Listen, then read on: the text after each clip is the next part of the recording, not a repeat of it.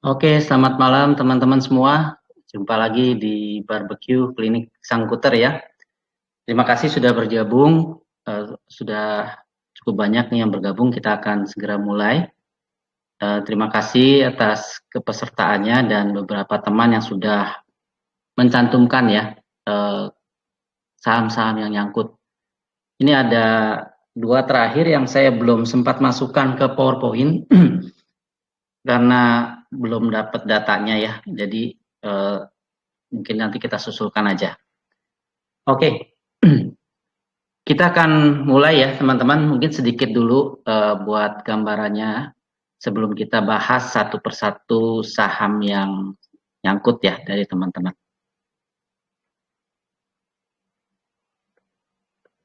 Oke, sebelum kita mulai teman-teman harap waspada ya. Baik HQ Saham IDX maupun Wall Trader tidak pernah minta data-data pribadi seperti PIN, OTP, password, dan data-data penting lainnya. Dan juga tidak pernah menawarkan kerjasama investasi, titip dana trading, grup VIP berbayar, stock pick berbayar, atau produk-produk investasi lainnya. Nah, kalau teman-teman nanti menerima pesan pribadi yang berisikan hal di atas dengan mengatasnamakan HQ saham IDX atau Wall Trader ataupun mentor-mentor di SQ saham IDX, maka itu sudah dipastikan penipuan. Jadi harap waspada ya teman-teman. Lalu disclaimer dulu, saham yang disajikan dalam tayangan ini bersifat informasi dan bukan merupakan ajakan untuk membeli atau menjual saham tertentu. Segala tindakan yang dilakukan beserta akibatnya setelah menyaksikan tayangan ini merupakan keputusan Anda pribadi. Ya, trade at your own risk ya. Nah, ini saya nggak bosan-bosan ya ngingetin ke teman-teman untuk proteksi Telegramnya. Kalau yang belum terproteksi, silakan masuk ke settingan di sini. Ada garis-garis 4 ya di pojok kiri atas. Lalu klik saja di sana. Nanti teman-teman klik setting ya atau pengaturan. Kemudian masuk ke privasi dan security ya, keamanan. Lalu teman-teman atur ya di sini seperti ini, teman-teman. Jadi teman-teman setting aja di sini grup dan channelnya. Ini dipilihnya yang my contact ya. Jadi ini ada pilihan semua orang atau everybody atau kontak saya ya atau my contact. Pilih aja my contact. Jadi nanti teman-teman tidak bisa di-invite ke grup secara langsung oleh orang yang tidak dikenal. Ya. Lalu untuk menghemat memori HP, teman-teman bisa masuk ke setting juga ya, ke data dan storage, lalu pilih ini teman-teman. Jadi ini dimatikan semua. Nah, nanti kalau sudah dimatikan akan muncul seperti ini kalau ada teman-teman di grup gitu ya, yang mengirim gambar, chat, akan munculnya seperti ini.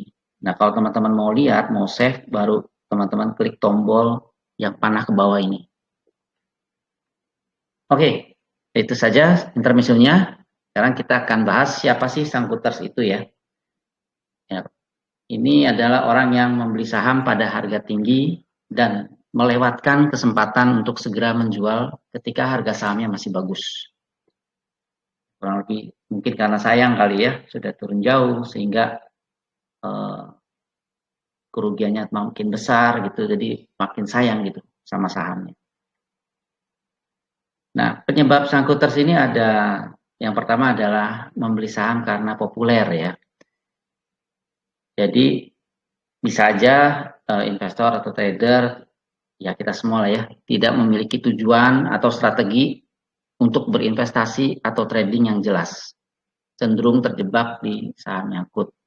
Nah, ini seringkali mereka menganggap saham populer ini adalah saham yang baik saat itu. Jadi teman-teman mesti waspada ya. Di grup-grup saham banyak juga yang pom-pom ya, mempromosikan suatu saham akan segera naik, akan naik tinggi. Jadi hati-hati, di SQ Saham IDX adalah grup yang baik menurut saya karena tidak ada pom-pom di sana kita sama-sama belajar mencari saham-saham yang potensi. Nah, saham potensi itu belum tentu cuan ya teman-teman, bisa saja meleset gitu ya prediksinya. Maka itu perlu sekali membuat trading plan. Yang kedua adalah investor atau trader pemula seringkali terobsesi gitu ya dengan saham yang berharga murah tanpa mempertimbangkan tren harga saham yang sedang turun. Jadi mungkin harapannya dapat harga diskon gitu ya, harga turun diambil gitu. Nah ini contohnya seperti saham ini yang Ella Mahkota Teknologi ya. Kalau kita lihat sini trennya kan turun. Nah ini hati-hati kalau misalnya sampai turun, apalagi kalau kita pakai analisa Bollinger ya, sampai di bawah Bollinger ini belum tentu ini adalah titik dasarnya atau titik murahnya. Ya, contohnya seperti ini teman-teman. Bisa jadi akan turun. Ya, ada bagusnya kalau memakai Bollinger, teman-teman masuknya itu di saat harganya itu sudah tembus ininya nih, middle Bollingernya. Seperti itu teman-teman. Jadi intinya adalah kalau ada saham turun, jangan dikejar dulu, tunggu sampai ada reversalnya. Kalau mau pakai stokastik, bisa juga teman-teman lihat di sini nih teman-teman. Kalau sudah keluar dari kolam, nah itu bisa dipertimbangkan untuk entry. Yang ketiga adalah membeli di akhir rally saham. Nah, investor atau trader pemula terkadang tidak hati-hati dan membeli ketika saham sedang berada di titik harga tertingginya. Atau orang-orang bilang ini harga pucuk ya. Nah, pada harga pucuk di sini ternyata besoknya mengalami penurunan. Seperti ini teman-teman. Nah, kalau kita lihat pakai indikator slow stochastic, ini kalau sudah masuk ke area jenuh beli atau overbought, ini teman-teman mesti waspada. Memang belum tentu harga ini akan berbalik turun. Tinggal kita lihat dengan tambahan analisa lainnya, misalnya candle-nya ya. Kalau candle-nya itu jadi merah seperti ini, teman-teman harus hati-hati. Bisa saja nanti ini ada tanda-tanda perbalikan arah. Kalau saya pribadi tidak suka ya teman-teman kejar harga yang saham yang sedang rally naik terus-terusan, karena ini bisa saja besokannya tuh potensinya turun. Saya lebih suka ngambil saham itu yang murah, di harga murahnya. Seperti itu teman-teman. Nah, yang keempat adalah membeli berdasarkan feeling. Ya, artinya insting atau dorongan sesaat saja. Oh, kayaknya saham ini naik gitu ya, tanpa ada strategi tertentu atau rencana atau trading plan tertentu. Nah, bagaimana sekarang kita mencegah ya untuk jadi sangkuter? Teman-teman mesti punya pola pikir siap untung dan siap rugi. Investasi atau trading di saham itu tidak sama ya dengan menabung di bank. Ada potensi resikonya tinggi yang perlu ditanggung untuk mendapatkan keuntungan tinggi. Jadi investor atau trader itu tidak sama dengan saver atau orang yang biasa menabung di deposito. Jadi tolong kalau kebiasaannya menabung di deposito diterapkan di trading atau investasi itu nggak cocok teman-teman. Ya. Jadi investasi pasti ada risikonya, tapi returnnya juga bisa lebih tinggi. Lalu ini ya, saver investor gitu ya. Ini yang membedakannya saver dan investor. Saver itu lebih ke arah kebutuhan yang jangka pendek. Ya, contohnya seperti pergi liburan atau untuk kebutuhan yang mendesak, emergensi gitu ya. Kalau investor itu lebih ke long term untuk mendapatkan keuntungan atau return yang lebih tinggi. Misalnya nanti untuk biaya kuliah sekolah anak gitu ya, atau mau pensiun saat pensiun dengan kaya gitu ya. Nah, yang kedua, teman-teman itu perlu ya belajar fundamental dan technical analysis. Setidaknya harus memahami dasar-dasar ya, analisa fundamental keuangan dan analisa teknikal pergerakan saham. Jadi kalau fundamental analisis itu ada analisa perusahaannya, ada analisa industrinya, juga analisa ekonomi, ya ekonomi secara umum, ekonomi secara Indonesianya dan secara dunianya gitu ya. Lalu prediksi ya keuntungan perusahaan ke depan dengan kondisi-kondisi yang terkait ya seperti kondisi ekonomi dan kondisi industrinya. Nah, berbeda dengan fundamental analisis, technical analysis itu lebih banyak kepada analisa pergerakan saham dan prediksinya ke depan gitu ya. Memakai moving average atau memakai chart, ya, memakai candlestick ataupun indikator yang lain. Yang ketiga, ini yang penting teman-teman, membuat trading plan atau strategi investasi. Ya, kita harus membuat rencana akan beli di harga berapa, lalu mau target profitnya berapa, stop loss-nya berapa kalau misalnya harganya berbalik turun, dan berapa lama akan menyimpan sahamnya jika TP dan SL-nya itu belum terrealisasi. Kalau mau misalnya mingguan, ya kita lihat dalam seminggu kita sudah pasang strategi trading plan, take profit, dan stop loss-nya.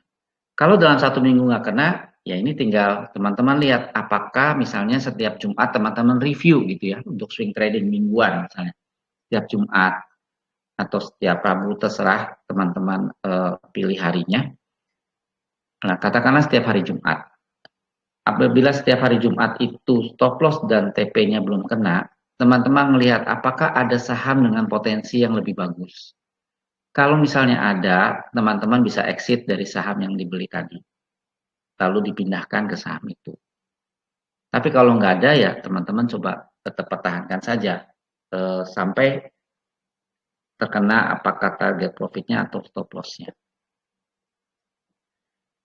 Nah selain itu harus disiplin ya teman-teman dalam menjalankan trading plan atau rencana yang sudah dibuat. Jadi ini kalau teman-teman lihat ya berdasarkan Zach Hartley, setiap pagi teman-teman itu perlu ya untuk menyiapkan mental, lalu menyiapkan kondisi fisik juga. Nah kalau kita lagi bete, lagi berantem atau lagi nggak mood gitu ya, lebih baik tunggu sampai moodnya bagus ya, perasaan teman-teman bagus karena nanti itu bisa mempengaruhi action teman-teman dalam membeli sebuah saham atau keluar dari sebuah saham. Lalu kesehatan fisik juga penting karena ini juga nantinya akan mempengaruhi konsentrasi ya teman-teman. Bisa saja teman-teman rencananya mau klik sell malah klik buy, ya itu bisa terjadi.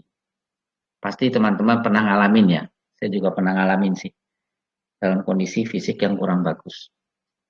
Lalu teman-teman juga perlu mereview ya, mereview atau melihat kembali performance yang kemarin dan melihat market condition-nya. Kalau teman-teman ingat di IQ Zen Town Hall, Pak EG atau Bu Leoni ataupun teman-teman lain suka ya ngasih kondisi market di luar sana ya, di luar Indonesia, major market maupun di Amerika seperti itu. Kalau kecenderungannya merah, umumnya IHSG akan ikutan. Memang tidak selalu ya teman-teman. Kadang IHSG itu anomali atau aneh sendiri. Secara regional, Asia misalnya pada turun, kemudian major market lainnya di negara lain merah, IHSG bisa hijau sendiri. Tapi umumnya itu biasanya mengikuti. Jadi teman-teman harap waspada kalau kondisi market di luar sana sedang tidak baik-baik saja. Lalu teman-teman perlu setting goals-nya ya, tujuannya. Apakah mau cuan 1% per hari, lalu mau trading 5 sampai 10 kali, kemudian dengan 50% kemungkinannya berhasil ya, 50% win rate, dan setengah dari risiko return rasionya. Nah, bisa juga teman-teman tambahkan dari sisi ini industri kayak gitu ya. Lalu stop loss itu penting. Kapan kita mau profit? Jangan terlalu rakus ya teman-teman. Jadi kalau sudah profit dan mencapai profit yang diinginkan, katakanlah naik 10%, ya action adalah jual gitu ya. Kalaupun tidak ada target profitnya, dibiarkan mengambang, artinya dilepas, ya teman-teman harus atur stop loss-nya menjadi trailing stop. Jadi stop loss-nya itu mengikuti kenaikan harga. Dan jangan sekali-sekali stop loss-nya itu malah mengikuti harga yang lagi turun ya teman-teman. Kalau stop loss-nya minus 3%, kemudian harganya turun jadi minus 6%, teman-teman ubah stop loss-nya, itu jangan. Yang harus dilakukan lebih kebalikannya. Kalau misalnya tadinya harganya 100, kemudian kita stop loss-nya minus 5%, dan harganya naik menjadi 110, maka stop loss-nya itulah yang dinaikkan, minus 5% dari 110. Nah, untuk entry-nya teman-teman bisa atur saja sesuai strateginya. Ini sekitar dicontohkan saja ya, yang double bottom atau yang breakout gitu ya. Nah, untuk exit-nya juga tadi ya, seperti yang saya sampaikan, pakai stop loss atau convert ke trailing stop. Nah, untuk mereview bisa lakukan jurnal ya, ditulis teman-teman, dicatat teman-teman beli apa, di harga berapa, target berapa, stop loss berapa, gitu ya.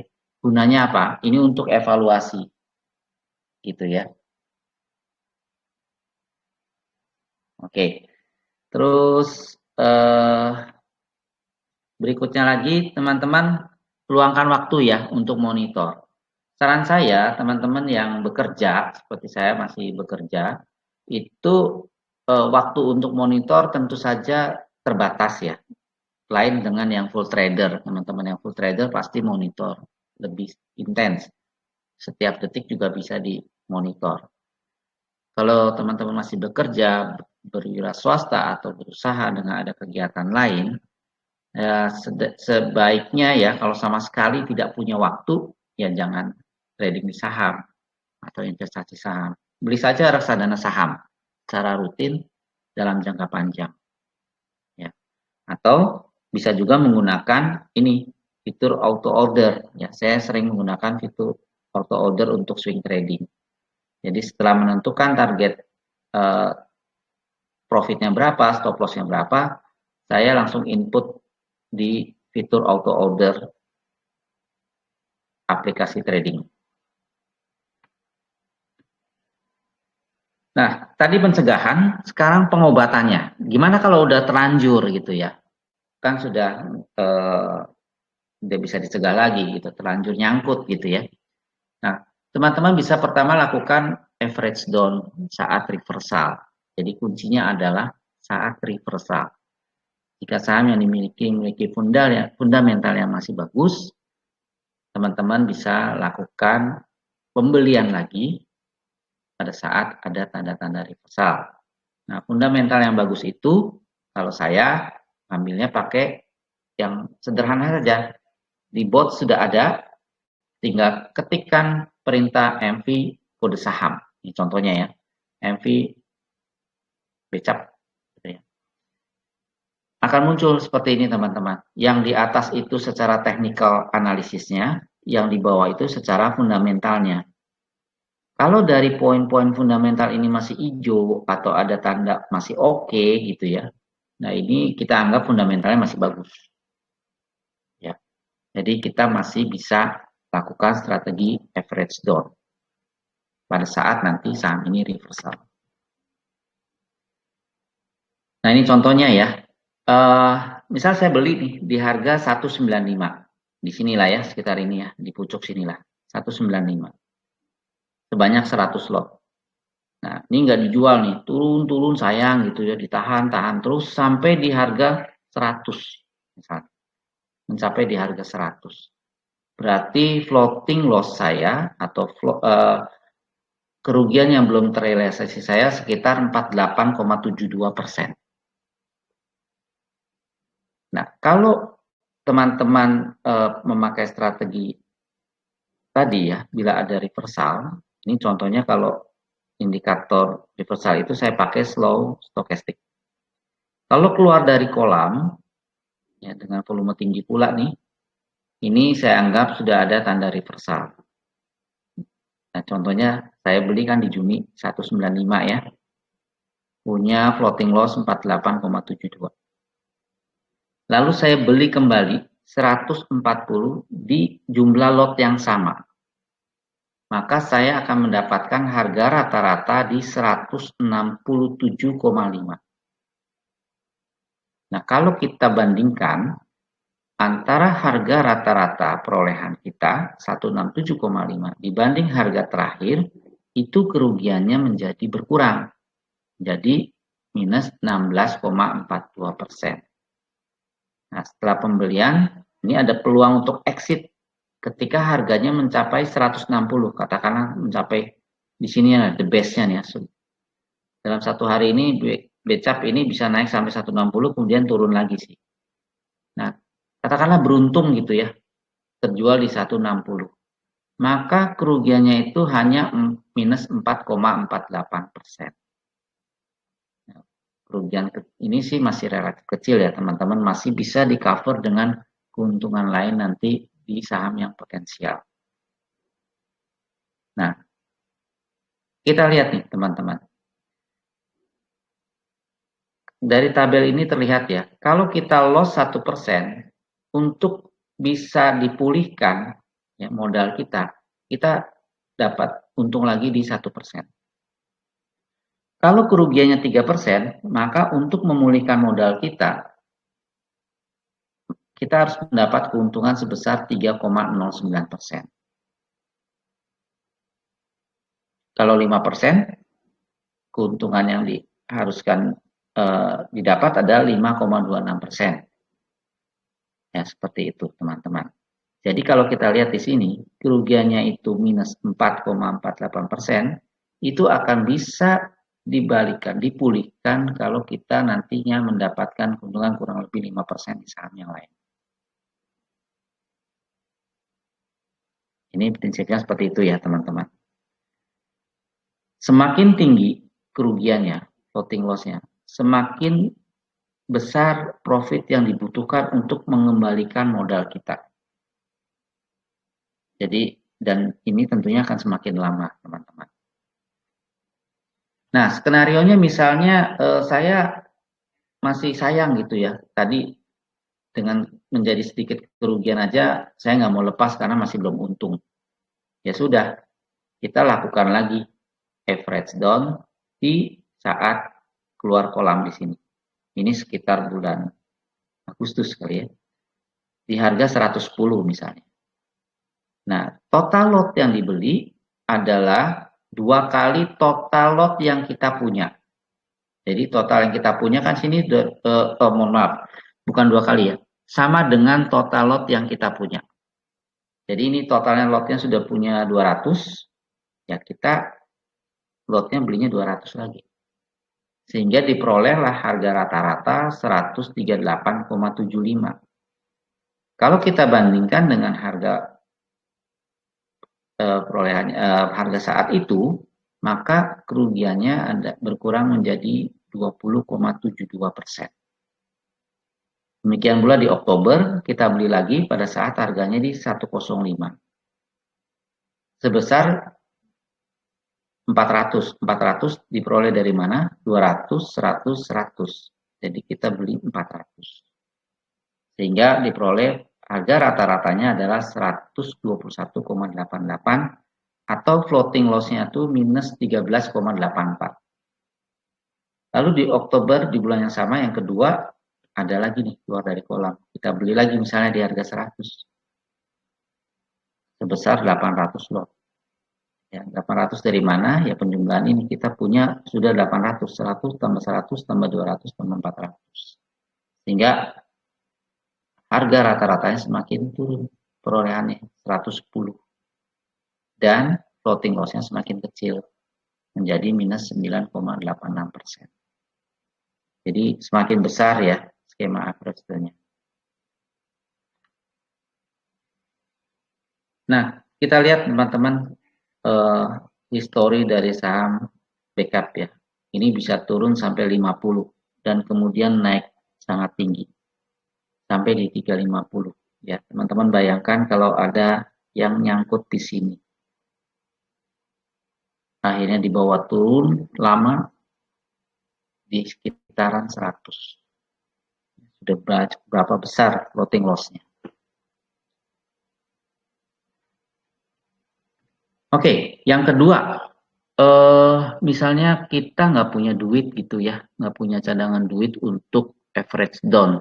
Apa yang perlu kita lakukan? Kita bisa jual sebagian, lalu ditradingkan kembali. Ya sama sih, prinsipnya adalah sahamnya itu mesti punya fundamental yang bagus ya, kalau menurut saya ya. Kalau saham-saham gorengan gitu kan kadang punya fundamentalnya kurang bagus, bisa saja nanti kalau teman-teman hold lama gitu bisa aja delisting. Saya dulu pernah pengalaman juga punya saham yang akhirnya karena nyangkut lama saya diamkan jadi saham tidur lalu delisting. Artinya uang kita benar-benar hilang. Nah, untuk jual sebagian ini persentasenya bisa lebih ya atau bisa kurang ya. Saya contohkan aja jual 50% saham yang nyangkut. Kemudian ditradingkan kembali dengan technical analysis. Jadi nanti kan teman-teman belajar tuh technical analysis ya. Atau teman-teman juga bisa ikut channelnya Ege atau Pak Andreas atau Pak Heri atau Pak Dada. Nah, teman-teman bisa ikutin saja di sana. Dan di situ ya harapannya kan nanti teman-teman bisa membalikkan kerugian menjadi keuntungan ya. Jadi ulangi saja terus sampai secara rata-rata keuntungannya dapat cover floating loss-nya. Dan bisa sepenuhnya keluar dari saham itu. Nah, atau juga bisa ditradingkan ke saham lain yang lebih potensial dengan teknik compounding 1% per hari. Nah, ini contohnya kalau kita jual sebagian ya. Misalnya beli di 195 100 lot ya, tidak dijual sampai harganya di 100, floating loss-nya 48,72. Lalu kita cut loss lah misalnya di sini nih. Jual 50 lot ya di harga 100. Total kerugiannya adalah 475. Dari mana? Dari harga jualnya 100, kemudian harga perolehannya kan 195 ya, dikali 50 lot. Jadi kerugiannya sekitar ini teman-teman. Nah, dana yang ditradingkan kembali itu sejumlah 500.000 ya. Benar nggak ya? Nanti kalau ada keliru hitungannya mohon dikoreksi ya teman-teman.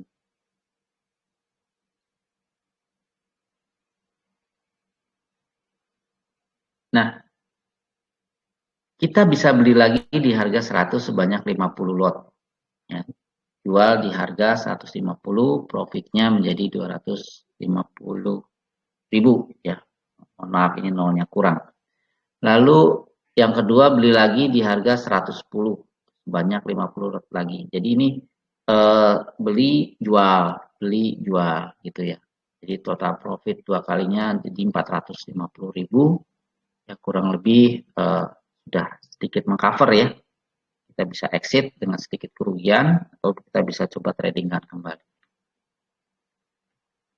Lalu kalau misalnya ini pakai teknik compounding gitu ya. Sama contohnya tadi ilustrasinya gini total kerugiannya ditradingkan 500.000, lalu trading dengan net profit 1% per hari. Misalnya ini ya, modal awal 500.000, trading pertama cuan 1% secara bersih gitu ya, dikurangi biaya admin, pajak dan lain-lain, net profitnya 1%, sehingga profit bersihnya 5.000, modal akhirnya menjadi 505.000. Nah ini nanti pada saat trading kedua dipakai lagi nih, profit lagi 1%. Demikian seterusnya sampai ke trading ke 68, itu total profitnya bisa mencapai 483.611. Hingga ini bisa mengcover yang tadi ya. Banyak banget ya, berapa kali. Nah ini bisa lebih cepat kalau kita bisa berhasil menaikkan net profitnya menjadi 3%. Mungkin dalam 2 kali trading aja sudah bisa. Memang nggak mudah ya teman-teman ya, untuk mengembalikan kerugian dari saham yang nyangkut terlalu dalam. Makanya disarankan tadi, kalau 10% mendingan cepat-cepat dibuang aja. Jadi recovery-nya lebih cepat. Nah, kalau nyangkut di saham gorengan dengan fundamental jelek, ya mohon maaf nih teman-teman, relakan saja ya untuk cut loss. Kalau bisa ya jangan masuk ke saham gorengan lagi. Nah, trading aja di saham-saham yang masuk indeks high dividen 20, LQ45 atau Kompas 100. Ya, teman-teman bisa cek di bot, pakai perintah map, dan saham-saham mana aja nih contohnya IDX yang high dividen 20. Ya, misalnya trading aja di sini. Oh, kalau kurang banyak pilihan, ya bisa aja pakai Kompas 100. Seperti itu ya, teman-teman. Oke, sekarang masuk ke pembahasan saham nyangkut 20 donatur pertama.